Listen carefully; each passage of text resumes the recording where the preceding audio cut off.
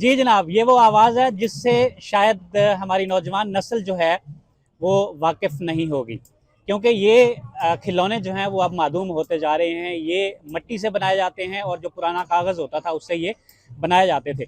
इनको उर्दू में बोलें तो ये मिट्टी के या कागज़ के खिलौने, और हमारी ज़ुबान में पंजाबी में बोलें तो इनको घुग्गू घोड़े कहा जाता है।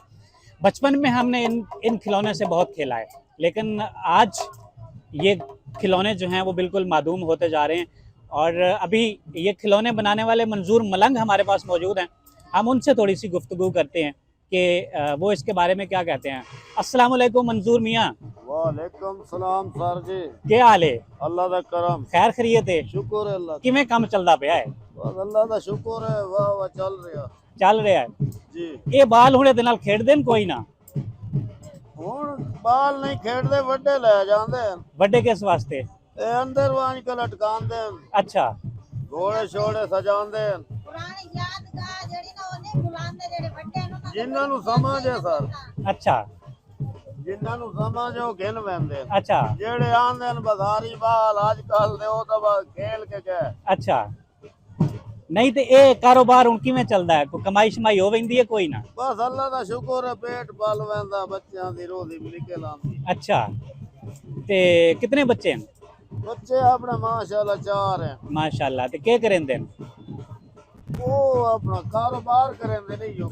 इहो कारोबार करेंदे जी जी। ते मुर्गी में चलदा है ए पिंडा थावां च ले वैंदे नो, मैं नहीं वैंदा। हैं? पिंडा थावां च ले वैंदे न, मैं ना वैंदा पिंडा थावां। ना वेंदा ओ बाल लै वेंदे न? हां, मैं अच्छा। अपने यो नमैशन नमूशन ते कर। अच्छा ते इत्थे हुण कौन लैके आया तेनू? मुल्तान तो जो आए हैं ते किवें आए हैं? वास्ती साहब भेजे। हैं? हमारा ली वास्ती डायरेक्टर 8 काउंसिल दा। हाँ हाँ, मुल्तान उन्हां भेजिया है। अच्छा, ते खर्चा खुर्चा सारा उन्हां आंदा है? उसे दित्ता। अच्छा, ते एदा तुहानू के फायदा हुंदा इत्थे आवन दा? इत्थे आवन दे यो बच्चों दी रोजी टप वैंदी। अच्छा, मशहूरी हो वैंदी। मशहूरी हो वेंदी है।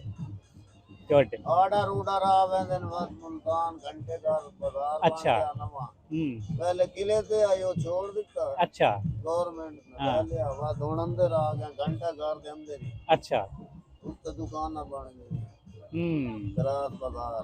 अच्छा हुण डेकोर बाल खेडदे कोई नहीं, डेकोरेशन वास्ते इस्तेमाल होंदा है। जी जी। खेडण ने खेडदे ने जेड़े शौकिया ले वंदे नो आ घर ला लई रख लेंदे ने। जिन्ना समझ है ना बेसी बचपन खेडदे आ वो अपने बच्चे नहीं लेके देते। अच्छा ठीक हो गया। तो जनाब ये वो खिलौने हैं जिनमें बचपन में हमने अपना बचपन इन खिलौनों से स्टार्ट किया।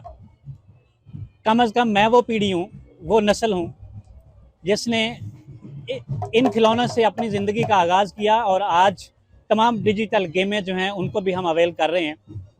और खोता रेडी की सवारी से लेके, जिसे आप गधा गाड़ी कहते हैं, खोता रेडी की सवारी से लेके अल्हम्दुलिल्लाह जहाज़ तक की सवारी की है। यह है मेरी ज़िंदगी का आज तक का सफ़र। आपने अपनी ज़िंदगी का सफ़र कहाँ से शुरू किया है, कहाँ तक पहुँचे हैं, ज़रूर बताइएगा। इजाज़त दीजिए, अल्लाह हाफ़िज़।